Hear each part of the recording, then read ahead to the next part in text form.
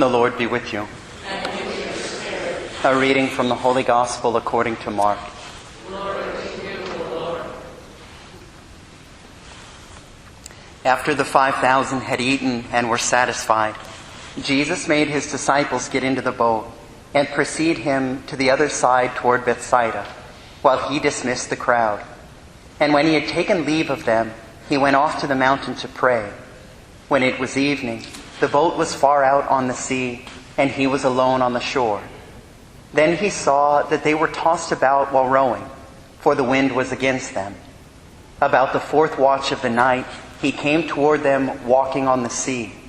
He meant to pass by them, but when they saw him walking on the sea, they thought it was a ghost and cried out. They had all seen him and were terrified, but at once he spoke with them. "Take courage, it is I. Do not be afraid." He got into the boat with them, and the wind died down. They were completely astounded. They had not understood the incident of the loaves. On the contrary, their hearts were hardened. The Gospel of the Lord. Praise to you, Lord Jesus Christ.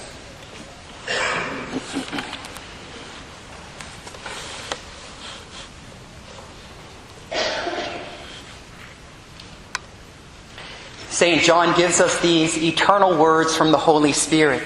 He says, if we love one another, God remains in us, and his love is brought to perfection in us.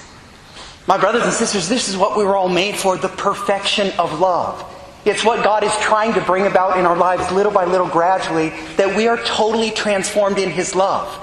That's what heaven is. That's who heaven is for. There is not a single person in heaven that is not perfected in love.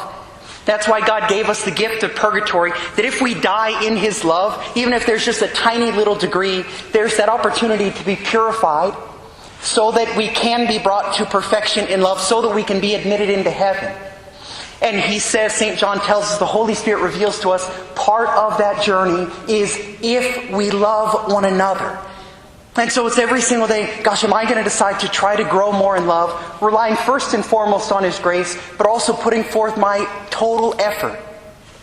I'm just finishing up this book by about Chiara Corbella, an Italian wife and mother who died at a very young age in her later 20s.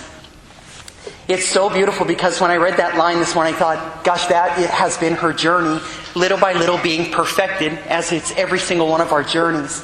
And it's interesting, she said two things about love that appear to contradict one another, but in fact go hand in hand. She said, one lives not because one breathes, but because one loves. Life makes sense only when it is consumed for another.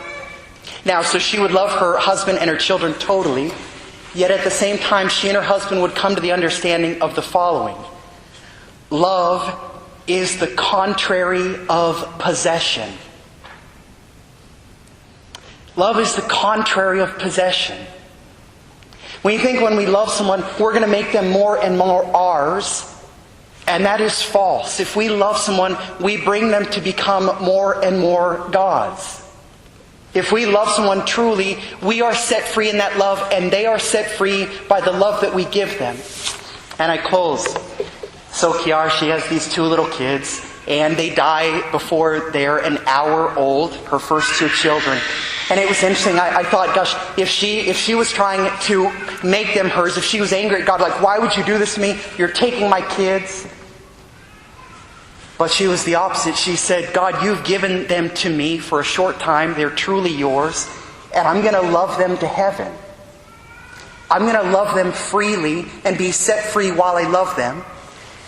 She and her husband would say, as she neared death, she was diagnosed with cancer shortly after the conception of their third child. She found out after she delivered that the cancer was terminal. She would live less than 2 years with that baby. And her husband would say, I never once got angry with God.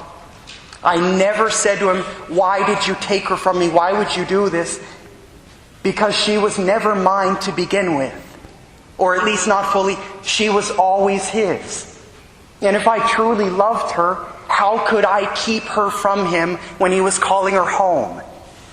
But lastly, so that third baby, a healthy little boy, she had maybe a year and a half with him, and as she neared the end of her life, she distanced herself more and more from that child.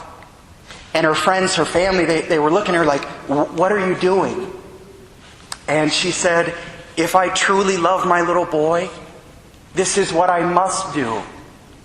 If I tried to cling to him, I would hold on to him so tightly that I would destroy him and I would destroy myself. I am preparing him for my passing so that I do not in any way hinder him, that I do not harm him spiritually, mentally, physically, or emotionally. She said, it's the hardest love that I've ever learned, the hardest love I ever practiced, but I had to allow him to be set free by the love that I have for him. As we receive the fullness of love on the altar today, let's ask him to bring about a further perfection of love in each one of us.